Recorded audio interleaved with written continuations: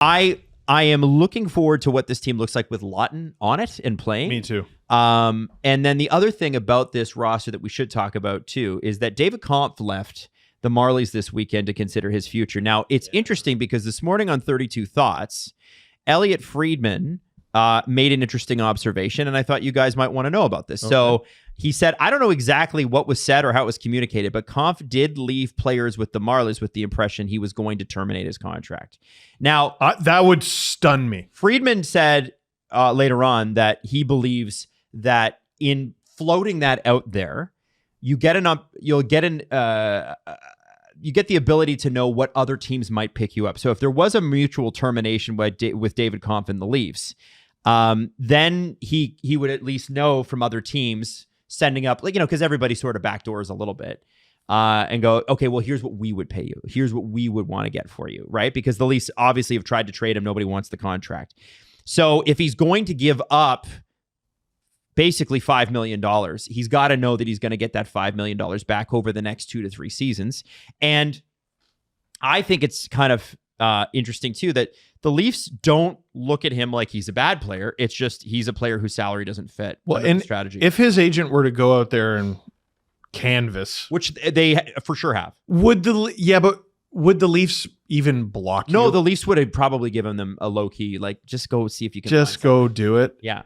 I mean, if they're looking for a trade, you can be pretty sure that the agent is the one out there canvassing. That's insane because he's given up this year's and next year's deal if $5 million his contract. Yeah, $2.4 million he's making each season. So whatever prorated be that he makes on this year plus the 2.4 next year, right? If Jesse, that's a huge bet on yourself. Wow. Even if you were to sign a 3-year deal at 1.5, you're talking about that's a $500,000 lower AAV than you would over the next 2 years. And I look at in total dollars, I look at this and I go, okay, but you're David Kampf. Let's say you mutually terminate the deal. Yeah. You sign a 1-year contract for $1.5 million somewhere. Because I think that's you're burning $2.4 million. But with the cap going up and centers being needed, because here's the thing: if he's in the AHL, you know how the NHL is. Out of sight, out of mind. Nobody actually does their job. This is the problem. And also in an Olympic year. Yeah, exactly. What if he doesn't even make the Czech team? So go find an opportunity for yourself. Wow. And then July 1st, 2026, go make your money. Because a $2.5 million fourth line center is not crazy anymore.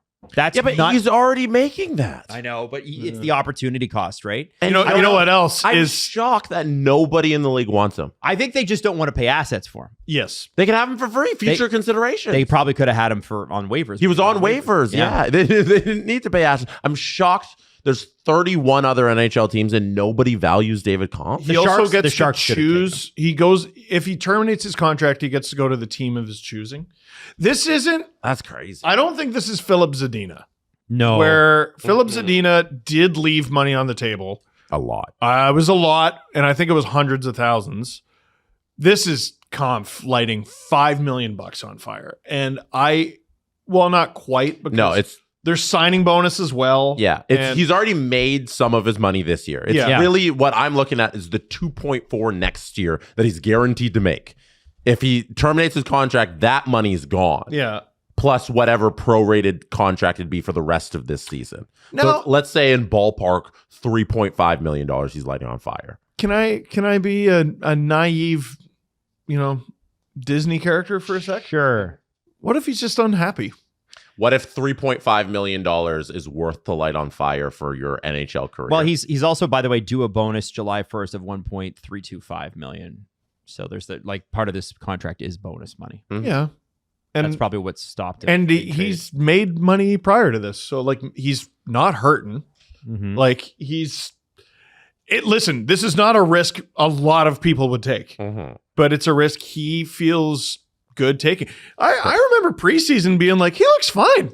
I thought he'd be the fourth line. I did too, man. He looks fine, and they kind of, with Lawton out, they straight up needed him. I was like, oh, Lawton's down. They're going to need Kampf. He's not going to go down, and then they've just blown him away. He makes more sense to have on this team than some guys on it. Ethan Cowan, according to you. Well, no, according to me, 70 seconds into a game I was cranky about. You got really upset at Cowan. I did, internally, and I chose to share it anyway. Yeah. He makes too much for what he does, but yeah, with the cap going up, I don't think it's too much. You know what's crazy is like the Leafs can't move him.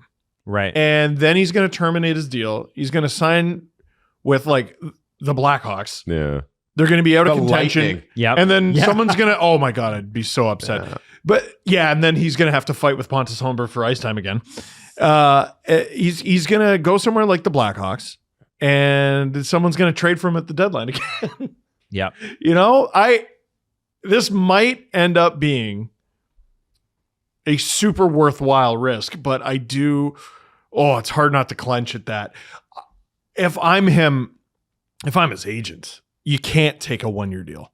Wherever you go, you can't take a 1-year deal. No. Well, you have to see what's out there. You have to see what's out there. Hopefully it's something like 2 years, 175 per. I think you want to take a 1-year deal in this instance, Steve. I really do. Wow. I think you do. I think you take that risk because you want to cash in this summer. You don't want to be held to 175. What if that doesn't come? Yeah, and someone falls ass first into your knee, like what happened to Doug Gilmour, and then you're just so done. you gotta be okay. Like that's the thing. You can't think that $2.4 million you're guaranteed to make $12 million next career season. earnings. By the way, it can't be there for you. Yeah. So if you guys were in a similar situation, like Steve, I said you can't do LFR unless you light $100,000 on fire. Oh my God. Like, are you doing? That's what he's doing because he cares about his job. Like, Adam, you're not allowed to be on the Steve Dangle podcast unless you light a year's salary on fire. Yeah. But if you do this for me, I might give you 200,000. But yeah. Not even. I might give you 125. Like, yeah. If you come back and you do it and you light it on fire, you have the ability to maybe make $1 million. You know, and it's like this is an insane situation for a person. Look at Wade Redden, because this doesn't happen to a ton of guys, but Wade Redden, I want to say, made $5 million. Or 6. I think it might have even been 6. A year. Yeah, it was 6 a year. Highest paid defenseman in the league might have made 7.5. Yeah. And the Rangers sent him down to the Hartford Wolfpack. Yep. And that is where he remained. Now, for the rest of his life, he got to make that escrow free. So he got a raise. Yep. And that also started the rule, by the way, where if you sent a player down, part of their salary stayed on your books, because when the Rangers sent him down, none of his salary stayed on the books. So Kampf, if he were to terminate his deal, he's actually lighting more money on fire because he's making more with the Toronto Marlies than he would with the Leafs. But I don't know if Redden ever played an NHL game ever again. Let me find out. After that. And Redden was obviously much later in his career. St. Louis Blues and Boston Bruins. He played about 29 games. 23 1 year, 6 another. Right, but it wasn't until that contract was done. That's right, because he was with the Wolfpack and then the Connecticut Whale, which is the same franchise. The Connecticut Whale. Yeah. Forgot about them. Yeah. But it's the Luongo thing. My contract sucks. You know, you want to play. That is a really, really difficult decision.